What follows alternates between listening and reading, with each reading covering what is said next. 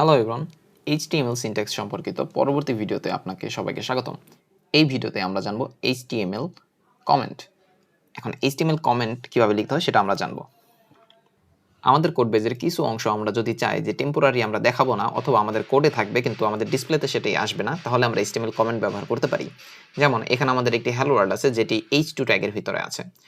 এটিকে আমরা যদি একটি সিনট্যাক্সের ভিতরে আটকে দিই, যেমন এটি হলো angle bracket, exclamation sign, double hash, এরপরে ডাবল হ্যাশ দিয়ে শেষ হবে, স্পেস এর মাঝখানের এই অংশটুকুতে আমরা এইটি বসে দিতে পারি, অথবা আমরা এইটাকে কপি করে এনে এখানে বসে দিতে পারি। তাহলে যেটি হলো পুরো এই অংশটুকু HTML কমেন্টের অংশ হয়ে গেল।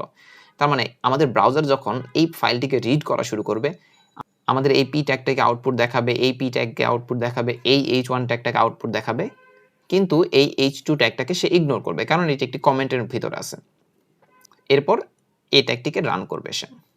আমরা ফাইলটি সেভ করে দেখি, তাহলে দেখব আমরা এই H2 ট্যাগের ভিতরে রেড কালারে আমরা যে ট্যাগটি দেখতে পাচ্ছিলাম সেটি এখন আর নেই। আমরা কমেন্টটি আবার সরিয়ে দেই,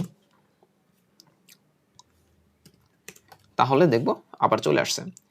এটার আরেকটি গুরুত্বপূর্ণ ব্যাপার হলো, আমরা যদি চাই আমাদের কোড অন্য কোনো ডেভেলপাররা পড়বে, পড়ার সময় তারা যদি কোডের সম্পর্কে জানতে পারে, তাহলে সেটাও আমরা কমেন্ট হিসেবে দেখতে পারি।